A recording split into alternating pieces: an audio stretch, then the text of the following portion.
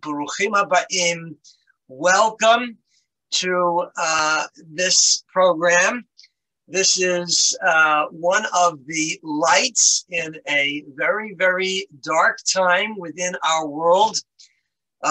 Amidst all of the sickness and the death and the restrictions and all of the weighty political issues. Oh my God, it's been a crazy, crazy time. And in the midst of all of this, we have had something that is called the Abraham Accords. When Israel first became a nation, the entire Arab world went to war. The Arab world, it wasn't the Palestinian-Israeli conflict. It was a conflict with the Arabs from all of the nations surrounding. And their idea was that we as Jews didn't belong in their neighborhood. And when we got the support of the world, and there was the UN partition, and even before that, there was all kinds of things. And this was just as a preliminary statement. We should all know that Israel has been a part of who we are since the very beginning of who we are. When God called to Avram, he said, Lech lecha, go to a place that I will show you. And it was at the very beginning, it was there that Avram was going to be the father of a great nation in a particular place.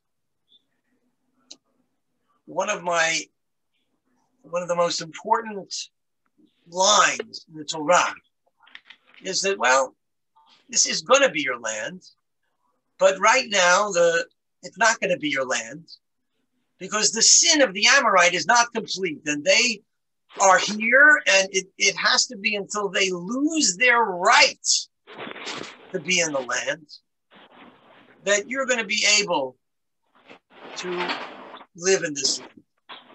And we know that as a people, we've had a history of exile and return. We've been in the land and out of the land, in the land and out of the land, but always returning home.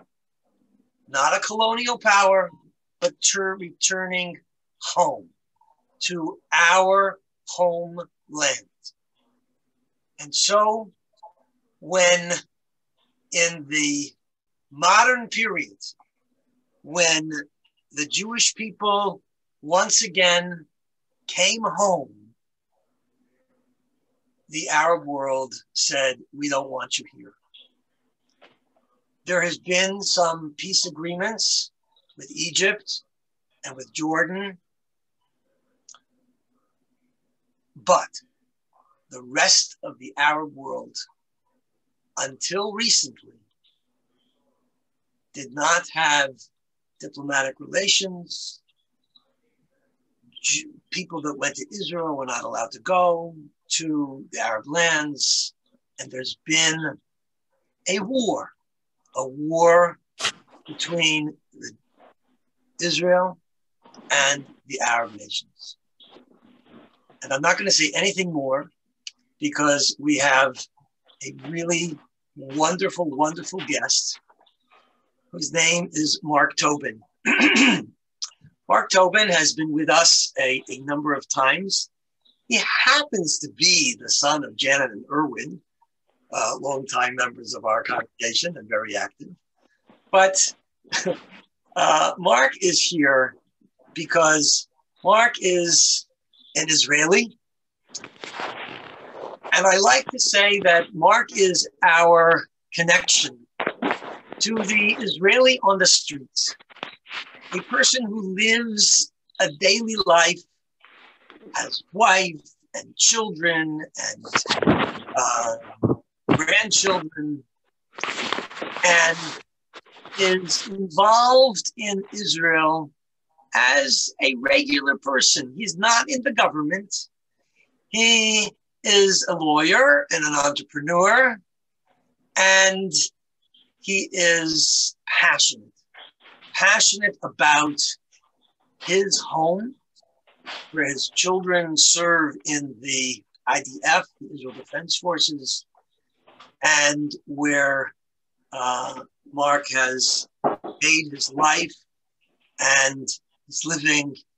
And how important is it for us to have real and personal contacts with Israelis so that we can get an eyewitness view and experience of what is going on in Israel. And so when I talked to Marc maybe a month ago or so and said, well, when are you going to come back? I said, maybe you could help us to see what the Abraham Accords, how they affect the Israeli on the street. How do the Accords affect life in Israel and perspective? In the Temple Talk, it said that the United Arab Emirates and Bahrain recognized Israel on September 15th, while Sudan and Morocco announced their intention to normalize relations with Israel on October 23rd and December 10th, respectively. And the most recent country to establish diplomatic relationships was Bhutan on December 12th. So that is where we are. And without any further ado, I'm going to call on Marc to share with us his perspective, his experience, his understanding, his, all of those things in a presentation.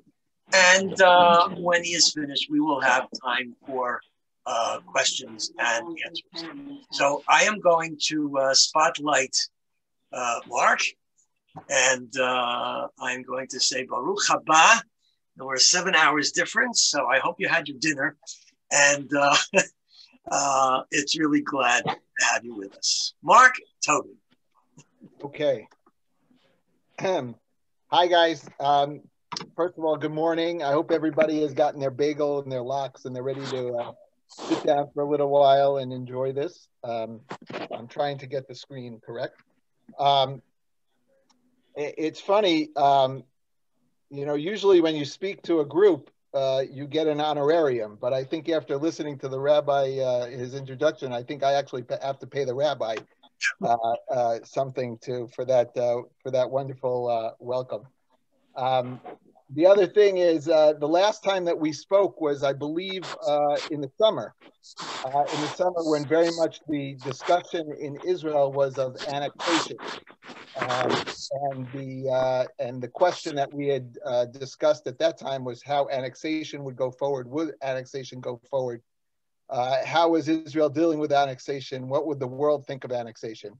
And like everything that we've seen during this time of Corona, the world changes on a minute-to-minute basis. And lo and behold, sometime in August, we got the wonderful news. I believe it was on a Saturday night that this initial agreement with the UAE was going to be signed, and then the agreement included also the Bahrain, and we know that it's expanded to include the Sudan and Morocco so far.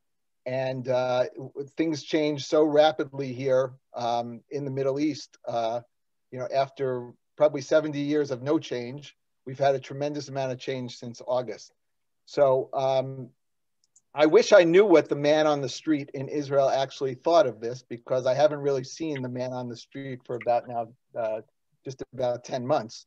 But I could talk to you about what I think, and I think in looking at what's being said in the media and from the people that I speak to, I could tell you that this agreement, the Abraham Accords, which hopefully will extend to a few more countries coming forward, is a great thing. It's a great thing for Israel. And I think it's a great thing for the Palestinians in the end of the day, and I think it's a great thing for the Israeli Arabs. I think it's a great thing for Jordan, and I think it's a great thing for Egypt. And ultimately, I think it will be a great thing for Saudi Arabia. And the reason I say all that with the anticipation that it will be a game changer for the world. If we have a situation where Israel is one of 10 or 12 countries standing up against Iran and their desires for hegemony in the Middle East, and not only in the Middle East, probably extending to Europe and possibly to the United States, that's a very big thing. We're a bulkhead in the Middle East against Iran, and I think ultimately, as you know, the more countries that come together, it'll be a much more difficult thing for Iran to continue the actions that they've taken. I just want to go. When I start, I just want to go through some history about why this accord is so important. As everybody knows, the War of Independence was fought in 1948 and 1949 and extended there. And from that point on, really, I would say up until making peace with Egypt in 1979, we were in a perpetual state of war in Israel. And I just want to read a quote that I'm reading a book right now called The War of Return, How Western Indulgence of the Palestinian Dream Has Obstructed the Path to Peace. And in this book, it talks about the origins of the Palestinian refugee issue.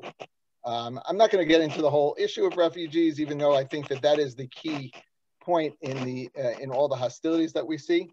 But I just want to read you a quote that came from the Syrian UN ambassador in 1949, at the time when they were talking about the disarmament agreement post War of Independence.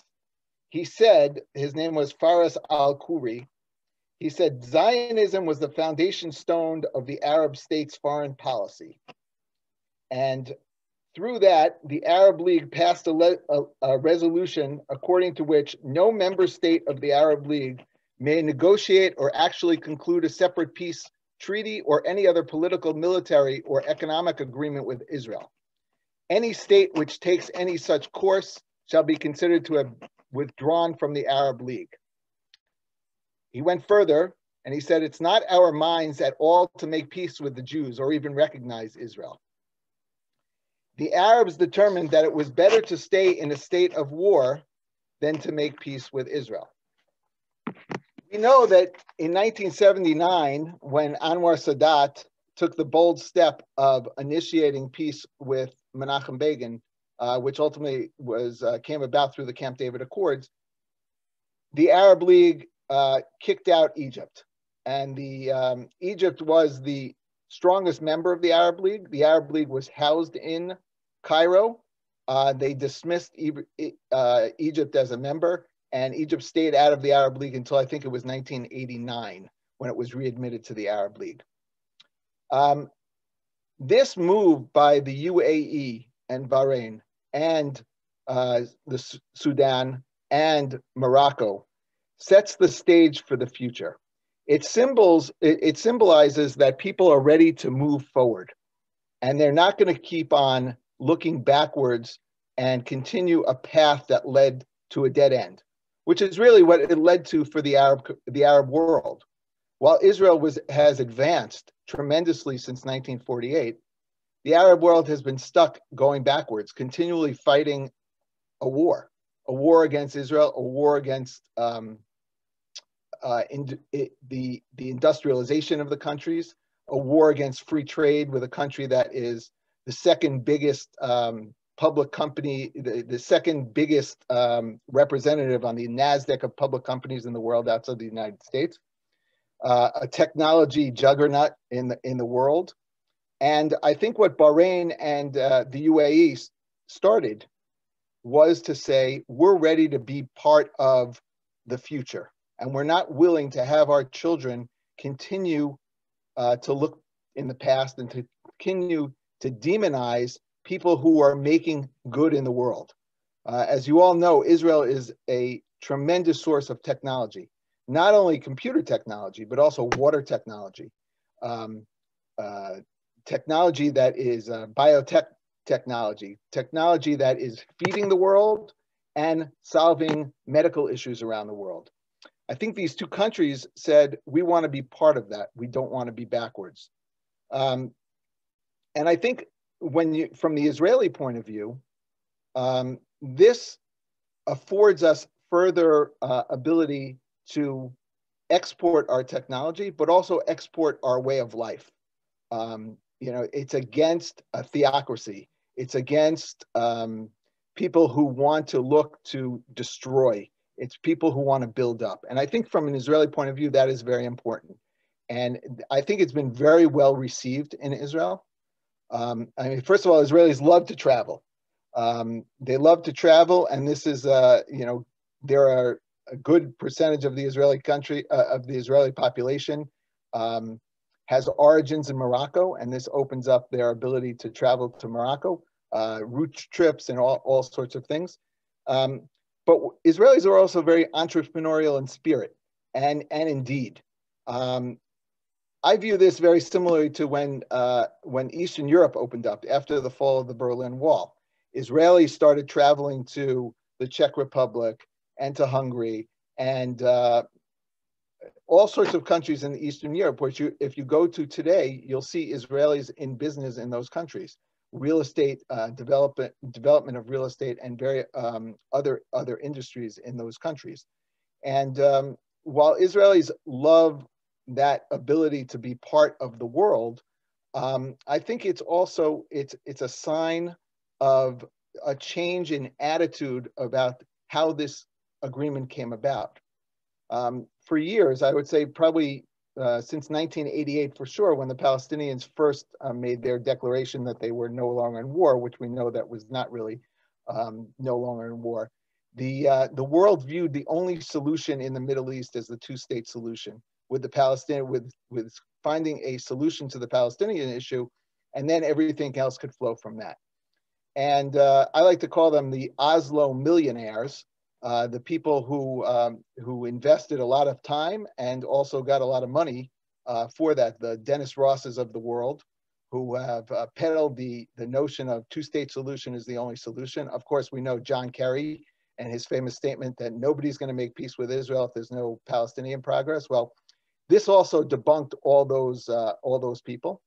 And I think in some ways, I think Israelis feel very much vindicated, knowing that the know-it-alls that reside in Foggy Bottom for the most part in Washington, D.C. in the State Department really couldn't get anything done. And in the end of the day, it took an outsider, and I'll give the credit to Jared Kushner more than his father-in-law, who saw an opportunity to change the narrative and saw the opportunity of bringing two countries together, which he had good relations with. I'm sure the Saudis are behind the agreements because both these countries, Bahrain and the United Emirates, are supported by the Saudis, both financially and also in defense. And I think they're very much aligned. And I think the other thing that we see, it codifies a reality that was happening. Israelis were going to the Gulf, and the Gulf was investing in Israel pretty much since the mid-90s. The technology revolution in Israel was also seen as an opportunity for the Gulf states to invest in Israel. Now, a lot of Israeli companies are dual listed. They're US and Israeli companies. The Gulf states, and I know this from personal experience, companies in the Gulf states wouldn't necessarily invest directly in Israeli companies, but they were very happy to invest in the parent company, which was a US company, either a listed company in the stock exchange or even a private company in the US, as long as it wasn't Israeli incorporated. And I myself personally have seen that in two situations where investors invested in companies that I was involved with happened to be located in Saudi Arabia and one in Abu Dhabi. And I think that the technology really opened things up. But I think the biggest breakthrough that we had that led to the Abraham Accords was the decision of the Trump administration to move the embassy from Tel Aviv to Jerusalem.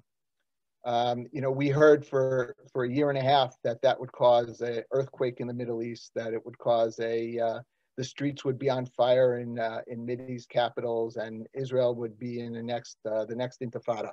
And lo and behold, it really didn't happen. Nothing happens. I think we had 3 days, and 2 of those days were on the Gaza Strip, on the border, where unfortunately some people were killed, but they, I don't want to say they asked for it, but when you when you go up against an army and you start throwing Molotov cocktails, sometimes you're going to get hurt, and unfortunately they got hurt. But the moving of the embassy to Jerusalem got rid of one of the taboos, the taboo that Jerusalem was not the capital of Israel and not accepted as the capital of Israel, specifically by the United States.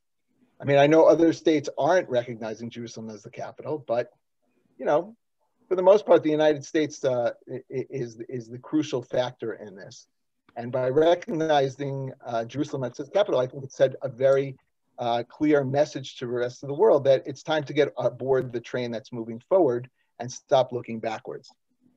Now, one of the things that is also interesting is that the people of the Gulf, and I know this from speaking to my brother, who was at a dinner a couple of months ago with someone from Bahrain, who was sitting, I think he was sitting next to him.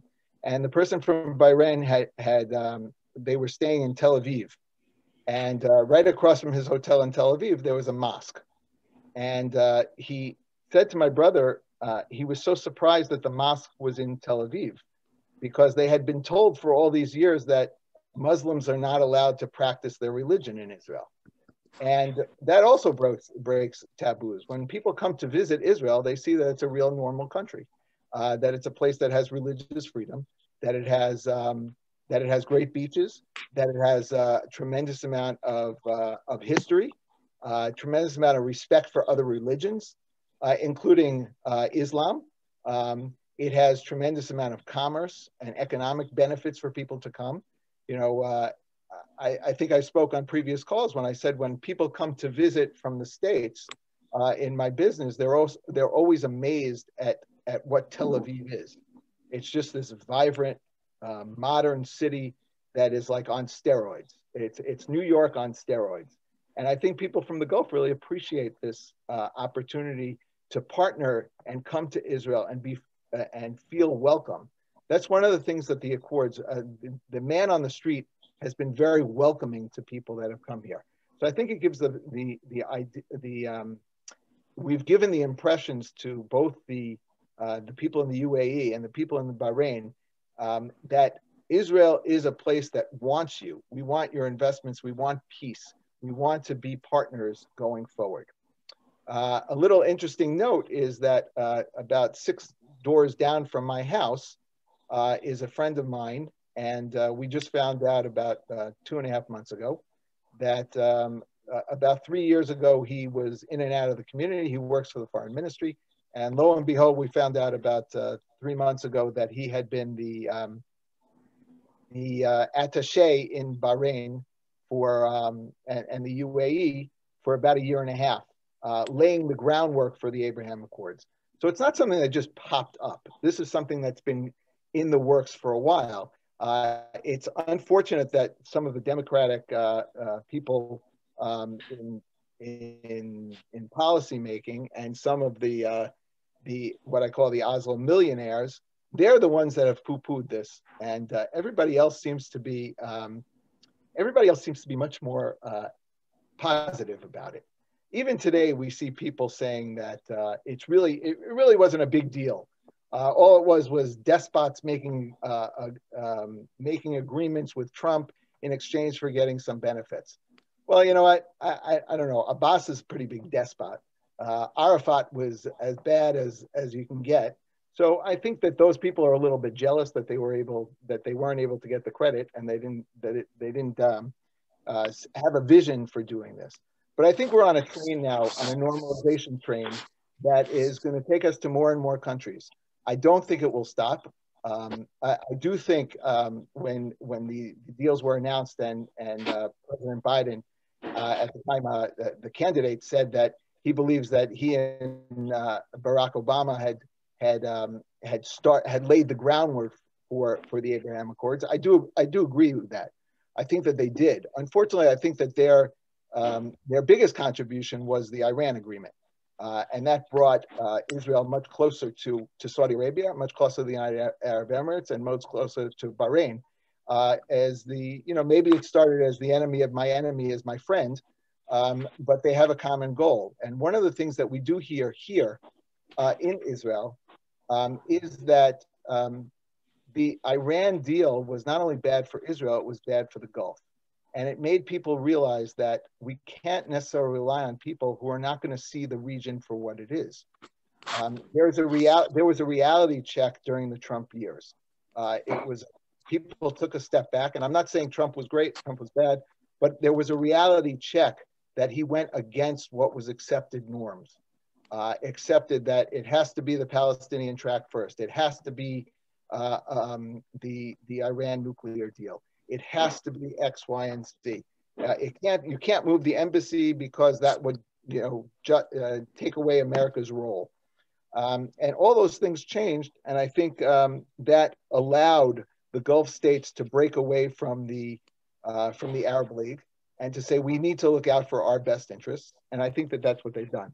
So I think from the man in the street, from the Israeli point of view, I don't see much negative. There was a group in the Yesha Council, which is the group that represents Judea and Samaria, who came out against this because they thought that that was ending their ability to get sovereignty on certain areas of Judea and Samaria, the West Bank. It just so happens that those groups were against President Trump's the plan that he had put out because they saw that as a way of a Palestinian state. So I think that you're never going to be able to please everyone in Israel. But I think when you take the long view of what Israel is and how it's moving forward, I think the vast majority of people in this country are very happy about the agreement. I know that I think we set a record for the travel in the month of December to the United Arab Emirates. Not all of it was positive because a lot of Israelis did not behave as well as they should have. I don't know if for a lot of people who used to go to the hotels in the Catskills, taking the towels was an acceptable thing. But when you go to a five-star hotel in the UAE, it's not an acceptable thing to take the towels. So we found that out, and it was all over the papers here. I think we've come a long way since August, when the main focus of the conversation in Israel was annexation. I think we're now talking about additional states that are going forward. I think we're looking forward to eventually having a peace agreement with Saudi Arabia. Certainly it's moving in that direction. The fact that they granted Israel the right to fly over Saudi Arabia has made a significant change in the ability of airlines to fly to different places. I know that the flight to India has now been cut by 5 hours. I know the flight to South Africa was cut significantly.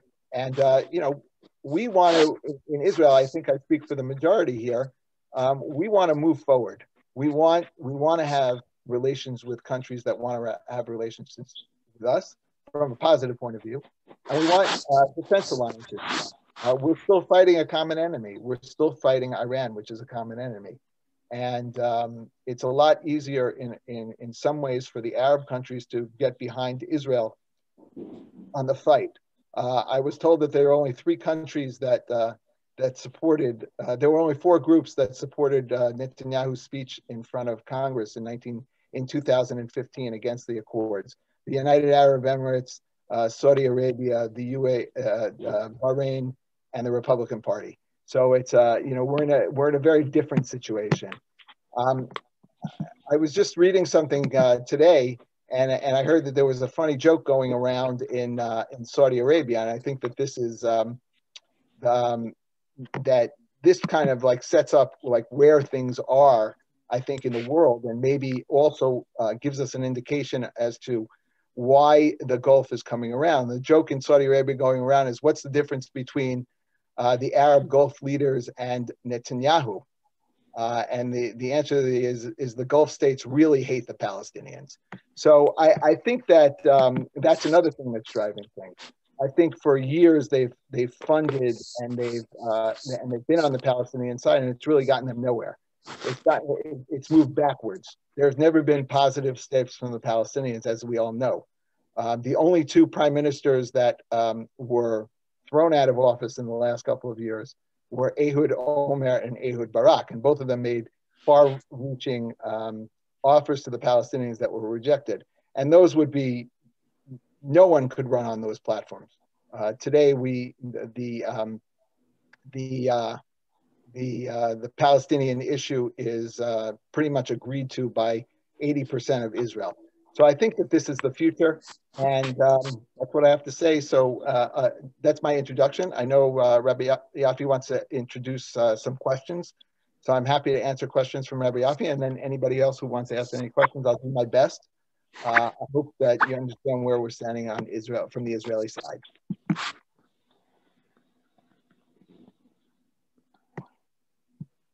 You're muted, Rabbi. Rabbi. Sorry, I'm not now. Okay, sorry. Thank you so much, Marc. You've shared a lot, and there's a lot to think about. And I would like to encourage all who are on this call, if you have a question, to put it into the chat box. I think that would make it easier, and then we can do it that way. But I would like to take my opportunity to ask a few questions. Number one was that I know you said, well, I wish I could tell you about the Israeli on the street because there's been a lockdown and people aren't seeing each other and all of that, but you have family, you have friends, you are connected in different ways, and even if you're not bumping onto someone and you can't really feel the atmosphere, what you shared was, of course, some of the theoretical ideas and the political issues and all of that stuff, but I was wondering if you could make a comment about, does this reality make a difference? Do you think that that there'll be it'll be good for the economy, or it'll be good for the feeling in Israel? Will people feel that that Israel is less at war, and that will lower the blood pressure a little bit? Is it going to change the what's going on in the IDF? How is this new reality going to, or has it, or how do you think it is beginning to affect life in Israel on a daily basis? I think I'll answer on the economy first off. Obviously we're in a very difficult period of time, like something that certainly in my lifetime I've never seen. Israel did experience some downturns in tourism, since we've been living in Israel with the Intifada and various times when people stopped visiting. But I think the economy is in certain ways booming, and the amount of money that's pouring into Israel and the investment community is tremendous. And I think the amount of money that's pouring in from the Gulf now is probably a very significant amount of money that's pouring in through either Israeli investment funds partnering with UAE funds and Bahrainian funds and other types of funds that are run out of the UAE. The UAE is sort of like Hong Kong. So a lot of money that's in Saudi Arabia private wealth is funneled through the UAE. I know for a fact that I have someone that I deal with who's a lawyer that's in a big U.S. firm that's based in the UAE. I know he has significant Saudi clients, so I'm sure there's a tremendous amount of money that's flowing into the UAE, their venture funds and their sovereign wealth funds, and that is being invested in Israel. I mean, one of the great things that's happening in Israel right now is Israel is developing companies that are $100 million companies. A number of them have gone public in the last 6 months, and we're seeing a real explosion in the high-tech world here in Israel, and an explosion of the amount of money. Now, as you all know, we're getting vaccinated in Israel, and probably by Pesach, we'll probably have the majority of the country will be vaccinated. And I'm sure once that happens and the UAE is also getting vaccinated, you'll see a lot of tourism between the UAE and Israel. I think you'll see people coming from the UAE to Israel. I think you'll see certainly there've already been a lot of high-level business delegations that have come. I know Bank Hapoalim and Bank Leumi have both inked deals, cooperation agreements with banks in the Gulf. I think you'll see more and more of that.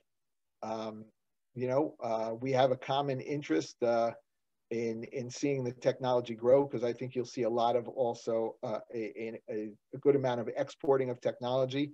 There's a lot of desert in the Gulf, and we happen to have great water technology and great other agro-tech technology that I think that we're going to be starting to bring to the UAE. Of course, we have biotechnology and medical technology that will go. There'll be a lot of medical tourism, where people from the UAE were going to Europe and to America for medical needs. I'm sure we'll start to see them coming to Israel, like we see with Jordanians and wealthy Egyptians coming to Israel to take advantage of our hospitals. I think there'll be a lot of interaction, trade groups, like I said, and I know we're already exporting a lot of kosher food to Israel, to the UAE. So I think from that point of view, there'll be a tremendous amount of economic benefits for Israel. As far as a state of war, it's a difficult one. I mean, we never were really at war with the Gulf countries, even Saudi Arabia, even though I think Saudi Arabia might have participated in the War of Independence, but I don't think they participated in any other wars. They may have supported it, and certainly with the oil boycott, they helped in '73, threaten Israel, but I don't believe they've had direct military confrontations. But Iran is still funding Hezbollah in the north, and Syria.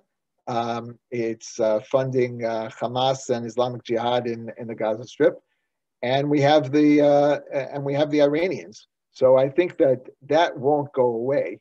But like I said before, I think we do have partners now that we can talk to and that we can work together. I think that cooperation is extremely important from a military point of view, not only Israel protecting them, but I think having the ability to go to the United States. We know that President Biden has already spoken. I think his Secretary of State, Anthony Blinken, has said that they won't go forward with Iran without speaking to the Gulf and without speaking to Israel, which is already a positive step. We hope that that'll continue. So I hope that answers the question.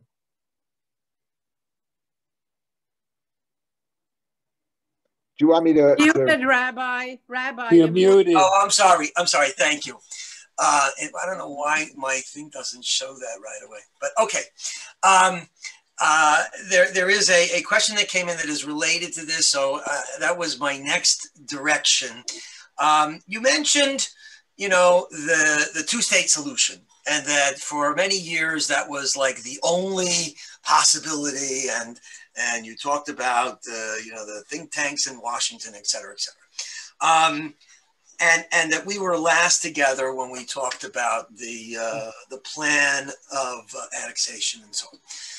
My understanding is that part of the Abraham Accords was that annexation plan was to be off the table, and that was part of the ability of the Arab countries to participate in this agreement. And the reality is that there is a Palestinian people, and something has to happen with these people that identify as Palestinians. I don't want to go into the whole history of how they came about, but they're there, and I'm wondering, because I have a theory and a hope. It's probably a dream, because you said that these accords are good for the Israeli Arabs. They're good for the Palestinians, and they're good for the Israeli Jews, and they're good for the Arab. It's good for everybody. Okay. So the question is, in your mind, how are these accords? How do they have a potential for an alternate to what we've all heard as a two-state solution? And how do you think that? What do you think the next step forward is for the Palestinian-Israeli conflict? And I know that Abbas said there are going to be elections in the summer. There's all kinds of things going on, but from the perspective of these accords, do you think that these accords have the direction to come up with an alternative solution? And the question that came in from Eva Kestner, who is a very, very active member of our Monday and Wednesday group, she said, do you think the new administration, the new Biden administration, will pressure Israel on a two-state solution? And is there any movement on the part of the Palestinians toward joining the Arab states in finally making a realistic agreement? So I wanted to share that question from Eva, and I would love to hear your take on how this could move that conflict forward. Wow. Well, I think I have a better chance of telling you which stocks to buy that'll make you a millionaire in the next 2 weeks than I do of really giving you a full answer to this. But I'll only give you my opinion. But first of all, I think that this does move us forward because, it breaks the taboo of you can only make peace with Israel if the Palestinian issue is dealt with. And now this is breaking the taboo. And it's no longer that Israel necessarily has to wait to move forward with other countries to hold out for the intransigecies of the Palestinians. And I want to be, from my point of view, but I think that this is fact. We don't have peace. There's no peace between Israel and the Palestinian entity because of the Palestinian entity. They're not interested in peace with Israel. They're interested in eliminating Israel. Now, just the fact that you mentioned that Abbas called elections, I think it's the first time in 16 years since the elections were supposed to come up. And who's running for election? Abbas. He's 86 years old. He's 86 years old. He spent his entire life as part of the Palestinian leadership. I just did a quick Wikipedia search on net worth of Mahmoud Abbas. He's worth well over $500 million estimated. It's a good business to be a Palestinian leader. You become very wealthy. His sons own the construction industry. Another son owns the cigarette distribution industry in Palestine. Now, what incentive does Abbas have to make peace? Other than listening to, people in Foggy Bottom come and say Israel needs to make peace because to save itself as a democracy. Well, what's the incentive? What was the incentive up till now for Abbas to make peace? There really wasn't. Ehud Barak offered the Palestinians everything that they could have hoped for in 1993, and they said no. And Ehud Olmert went one step further, and they said no. Well, now Israel's about to have an election, and there's no left wing in the country. There's nobody talking about the Palestinian situation in the elections.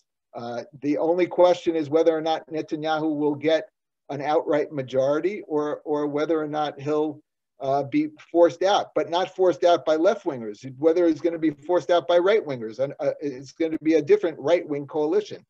And let me tell you, Gideon Sa'ar and Naftali Bennett are a lot more right-wing on the Palestinian issue than Bibi Netanyahu is. So I don't really know what the solution is for the Palestinians if they continue with Mahmoud Abbas as their leader, and if they continue with a strategy that says we're waiting for everything. Now, there are two schools of thought, I think, in the diplomatic world as to how the Abraham Accords will affect the Palestinians. One thinking is that now that you have 3 additional or 4 additional Arab countries, Muslim countries, that maybe they'll be able to push Israel along and say, we have your back so you can make peace with the Palestinians and be willing to give up something because we're already in your corner. So that's one school of thought, and that might have some weight. The other school of thought is right after the accords were announced, the Palestinians denounced the UAE, they announced Bahrain, they denounced Morocco, they denounced the Sudan, and they basically said, we're the only ones that can make a decision for ourselves. So we don't want any help from anybody else, and we want this, and we want that, and we want everything. So they're against Jerusalem being associated with Israel. They're against the fact that they believe Israel has no connection to the Western Wall. They believe Israel has no connection to the Temple Mount. So unless there's a change in the Palestinian leadership and a change in their narrative and their change that they educate their population to be at peace with Israel, we're not going to get any changes. What the Abraham Accords, I think, does is push the Palestinians to the side and say, when you're ready to talk, give us a call. But we don't really need you that much right now. Okay, hold on. I don't, as far as the Biden administration goes, I think eventually they'll have the discussion about the Palestinian issue. I don't think it's going to be very high on the agenda of the Biden administration. I think they went through 8 years of the Obama administration, seeing that it was a complete failure for them to get involved in that. And no offense for those of you in the U.S., but I think you have a lot of bigger issues in the U.S. to deal with that Biden will be concerned with before the Palestinians. Certainly, Iran will be a much bigger issue for him. And I think the domestic issues in the United States will take a much more of the center stage than going out to try to get a losing proposition with the Israeli-Palestinian conflict resolved. Okay, and related to that, we have a question that came in from Marc's, and it really is a question, again, about an alternative to two-state solution. A lot of times we say, well, that's a one-state solution if it's not 2 states. So what Marty says is an argument I have heard against a one-state solution concerns the consequence of Israel being open to including people of all faiths in its society, which I agree with. If Israel to include all of those lands currently primarily inhabited by Palestinians, that Arabs could at some point become the majority and change the balance of power in the Knesset. What do you think about this possibility? Well, I think, first of all, when you talk about the Arab lands or the Palestinian-controlled lands, I think you shouldn't talk about Gaza, because Gaza is not coming back to Israel. We're not going to reconquer Gaza. We're not interested in Gaza. Nobody's talking about let's go back to Gaza. And that's 2 million Arabs. So let's take the 2 million Arabs in Gaza and let's take them off the table, because it's not an issue. The whole demographic issue is not an issue with Gaza. As far as the other areas, first of all, the Jewish birth rate is just about the same as the Arab birth rate in Judea and Samaria. I think we have about 600,000 Jews living in Judea and Samaria right now. I'm not sure the exact number of the population in the Arab areas. So the demographic issue is something that a lot of people play with. I think when they talk about the demographic issue and they talk about reincorporating Gaza into Israel, it's just a non-starter, because I don't think it's happening. And I don't think anybody's interested in it. There's a border, it's sealed, and we're not letting them in. They're not coming. They come in at the invitation of Israel, and otherwise they're not in. So I think if you take Gaza out of the equation, it's much less of a scary proposition. The other thing is, Israel is not the only country in the world where people who live in its territory or its governed territory are not citizens. If you go to Europe, there are plenty of places in Europe where people who've been living in these countries for hundreds of years are not citizens. It's just the way of the world. The only place in the world where everybody thinks that they have a right to be a citizen is the United States. Everybody else has places. In Switzerland, if you come from an Arab country, you can't become a citizen. It's just as simple as that. So there's this whole idea of democracy being destroyed if you don't have citizenship. I don't necessarily think that that's applicable to every place in the world. It's applicable to America, and I think it's an ingrained one of the commandments of the America of the right to vote and citizenship. I don't think it's something that's ingrained in the entire world. I certainly don't think it's ingrained in Palestinian countries. I think we've talked about this previously. There are hundreds of thousands of people living in refugee camps in Lebanon, in Syria, in Jordan, that are descendants of Palestinians that have been living for 70 years that are not citizens of those countries. And nobody makes a big deal about it. We as Jews, and specifically American Jews, we make a big deal of these things because we think it's a fundamental right to have citizenship. I don't think it's a fundamental right. I think it's a nice thing if it works out, but if you have people that want to destroy your country, I don't think you have to make them citizens. That's just my personal opinion. I do think that there are other solutions out there, and Naftali Bennett has put out a solution. It has a plan for the area where the Palestinians are. I think it's Area C, the main Palestinian cities, to have them have autonomy, their own autonomy, and annex the other areas, Area A and B. I think it's A and B, where annex B and C, where Israel has control. I forget the exact definitions. I think that we obviously need to incorporate the economy into these areas because it's in Israel's best interest for the Arab economy to thrive in the territories because the more successful people are, the less they are willing to blow themselves up and the less they are willing to continue a war. I think the more people that are going to university, and this is where I think the Abraham Accords is going to be a very effective thing, the more people that leave Ramallah and Tulkarm and other areas and go to university in the UAE and become educated and become westernized and come back and want to work in high tech or want to work in the Gulf in various industries, I think the better. The more we have economic peace, the better the peace will be, because then people want to move forward. I'm a firm believer that the majority of people in under the Palestinian Authority rule want the same thing that I want.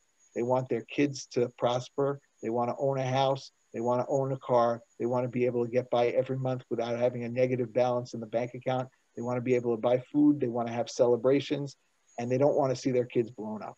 And whether they're the blower upper or the person that's getting blown up, they don't want to see that. I think the majority of people want to move forward. We're in an area, one of the good things about the internet, and I know not everything is good about the internet, and one of the good things about big tech, and I know there's a lot of negative things about big tech today, is the world has shrunk. People can be communicating with each other. They can be agreeing on things. They can be disagreeing, hopefully productively disagreeing. They can work together today. And I think you'll see a lot of new initiatives come out of this. People putting together money. I think you'll see Arab investment in companies that are in Ramallah, which is a technology hub, by the way. Ramallah is a growing technology hub, currently funded by a lot of Israeli VCs, but I think you'll see a lot of investment from the Gulf there. And the more people that are working on game-changing technologies and things that will improve the world and move things forward, the fewer people will want to blow themselves up. And again, I think it's the fewer people that will be looking backwards and the people will want to move forwards. Okay. Early on, you made a comment that it was more Jared than his father-in-law. And so Gary Merkin asked the question that you minimize Trump's role and emphasize Jared's. And he asks, wasn't it Trump's lawyer, David Friedman, who also played an integral, if not central role in the accord? I don't know exactly. I think there are only probably about 7, 8 people that know exactly what happened. And I'm sure David Friedman was intimately involved. I know also Aryeh Lightstone, who was David Friedman's assistant. I know he was intimately involved. And I only say Jared Kushner because I think Jared Kushner and Ron Dermer and the 2 ambassadors from Bahrain and the UAE in Washington, it sounds like that they were the players. The 4 of them were the people that put it together and then got other people involved. It sounds like from a diplomatic point of view, Ron Dermer has been involved with these guys from the other countries for a number of years. And I think they forged a good relationship. And it took someone like from the administration to kind of give the bracha, the kashrut symbol to get it to the next level. And certainly, you know, I don't know what President Trump did and what he didn't do. I have no idea. I know, you know, certainly he got credit for the tweet, but I don't know anything else. But you know, being that he was an outsider, it probably helped things move along.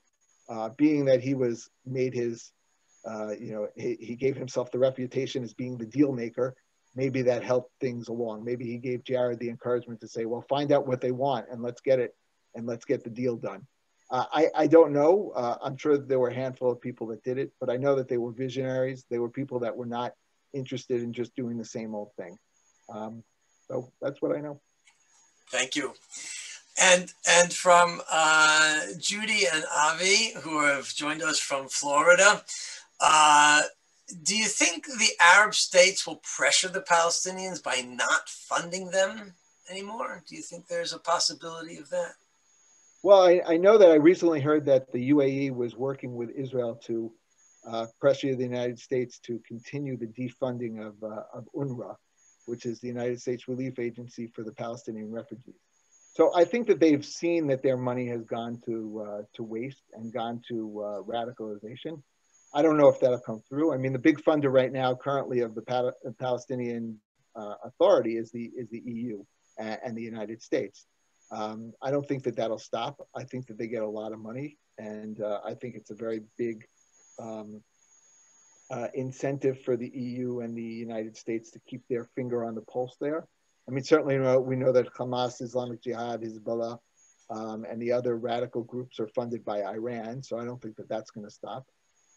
I don't think the Saudis are very active in funding any longer. Qatar, I know, is a big funder of Hamas. You know, Qatar and the Saudis just struck up their relationship again. So maybe there's something going on behind the scenes that we don't know about it. I know that they're not really keen to have Israel be at war with Hamas or Hezbollah. I don't think it does good for their countries either. Okay. And there's one last question that's in the chat. We're going to end those questions. And I have something I'd like to share with you that I heard on JBS the other day. But the final question is about Saudi Arabia. When do you think there would be an overt diplomatic relation between Saudi Arabia and Israel? Do you think that's on the horizon? I mean, from what I read, I mean, I know that Yossi Cohen, who's the head of the Mossad, has been to Saudi Arabia a number of times. I believe that, you know, based on what we've been told by the newspapers here, I think Benjamin Netanyahu has been there.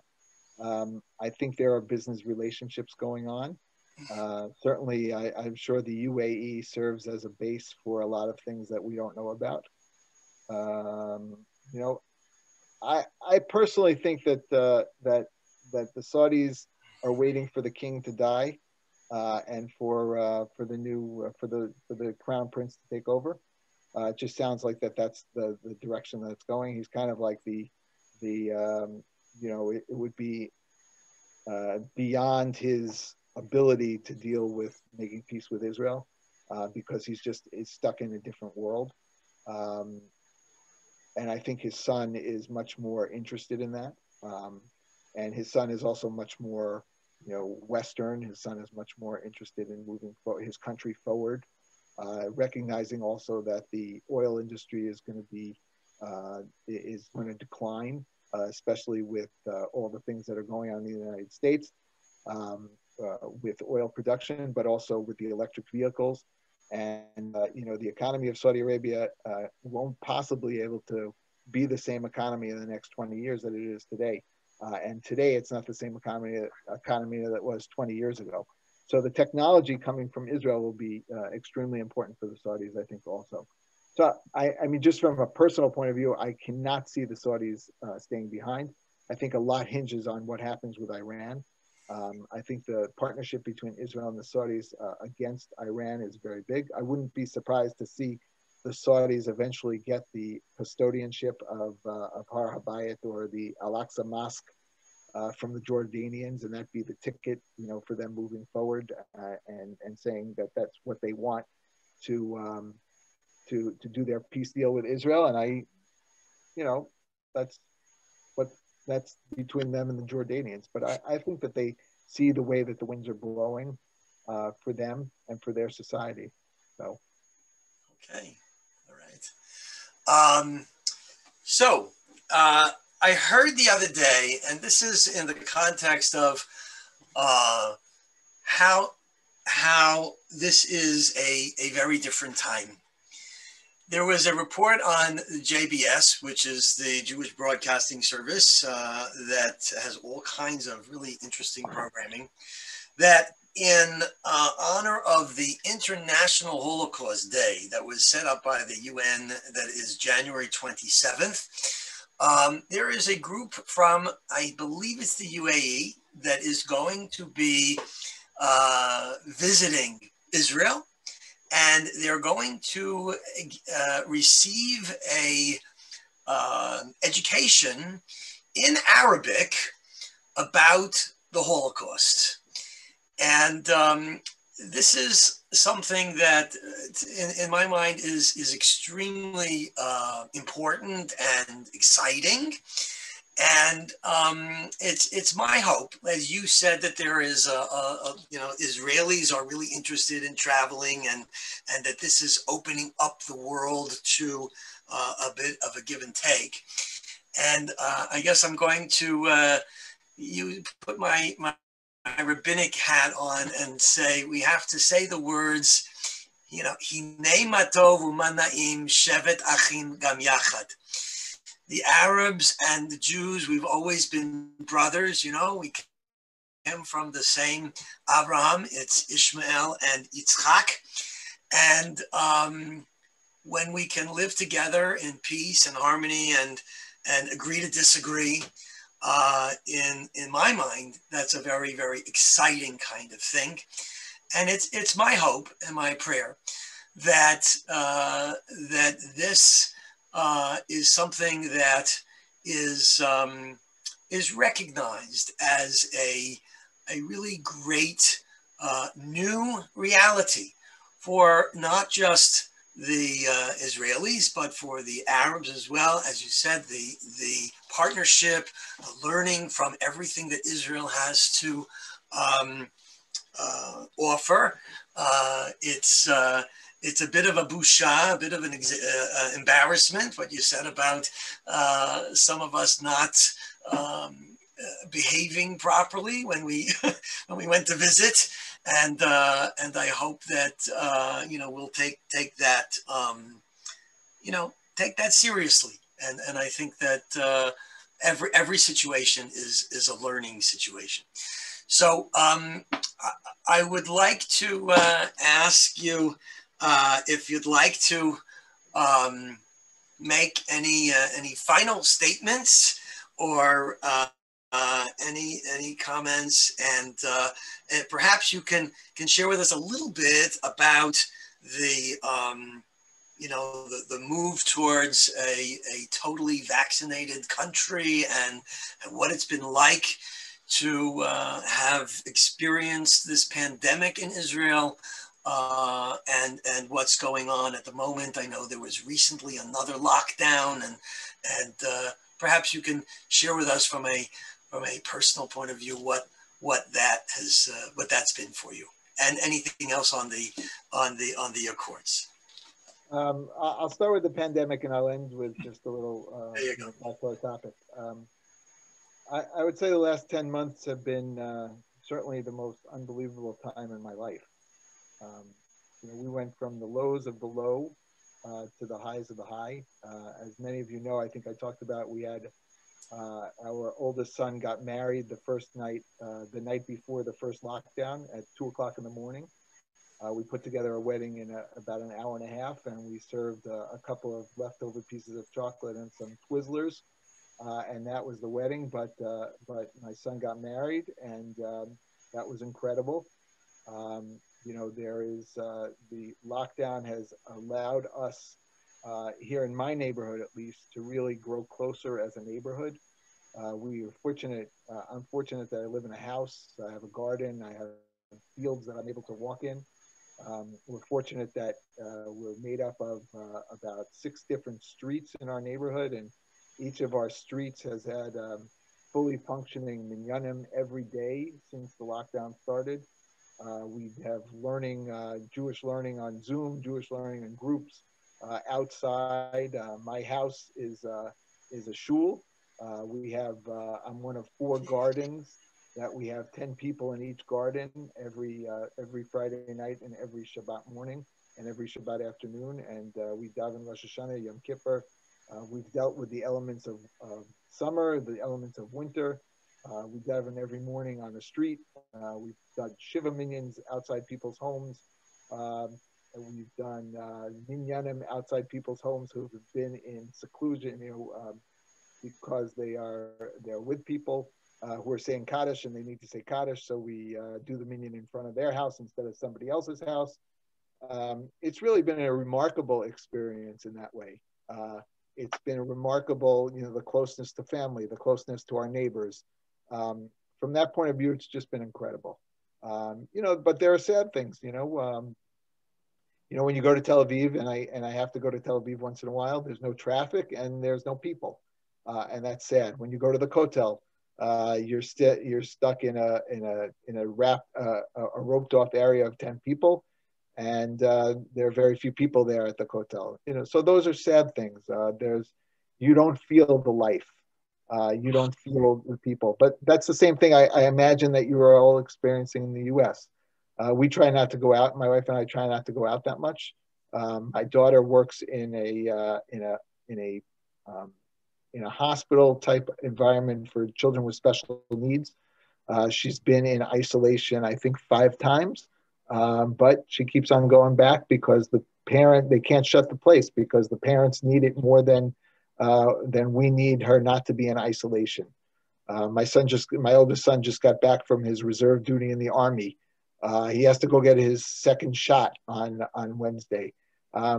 It's amazing. The rollout of the vaccine has been unbelievable. Bibi really, Prime Minister Netanyahu really, he was ahead of the curve. He pre-bought the vaccine.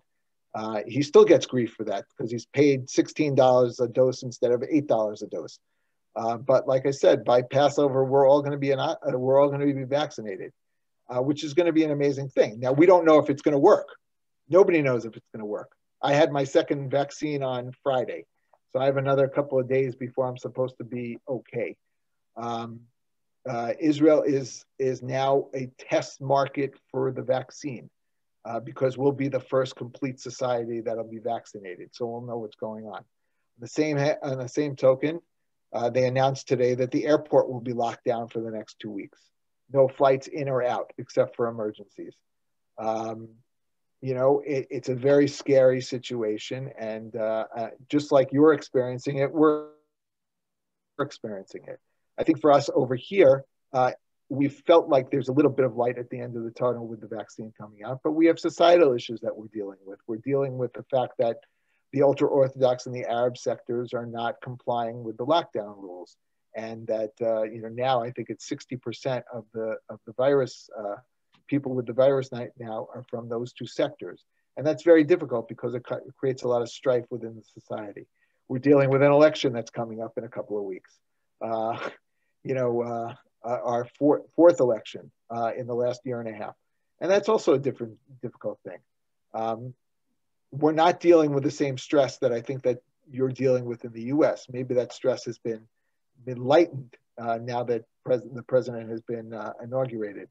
But watching the news from America here in Israel was as frightened as I've ever been for America, for what's going on in America. And I think that added stress together with the virus made me very thankful to be in Israel, quite honestly, not to take anything away from what you guys are going through. I think, as I've said to other people, that the virus has brought out the best in people and the worst in people. And hopefully, we as a society in Israel, the best will come to the top, and we'll be better people for this, and we'll be a better society for the virus. And that's what I'm hoping for. I don't know. I just hope that's the thing that we'll see from Israel, and that we'll be able to, from our experience in Israel, we'll be able to transmit that experience to the rest of the world, and the rest of the world will see the positives that Israel can bring them. Not only us being an annoying nation that is constantly at war with its enemies, but they'll see that this is something else that we can bring to the world that will help solve this deadly virus and help society get back to normal. Just one last thing on the mood and the region. I think if anything, we're at a time where people want to move forward. If anything, the virus, coupled with the UAE and Bahrain and Morocco and Sudan and hopefully Saudi Arabia, will make people understand that humanity is something that you have to celebrate and something that you have to do, promote together. And eventually, I hope that we get to a point where everybody's on the same page. And maybe this is the first step in the right direction. We hope and pray that the new administration is builds on this and doesn't take us back to the days of conflict between Israel and the administration.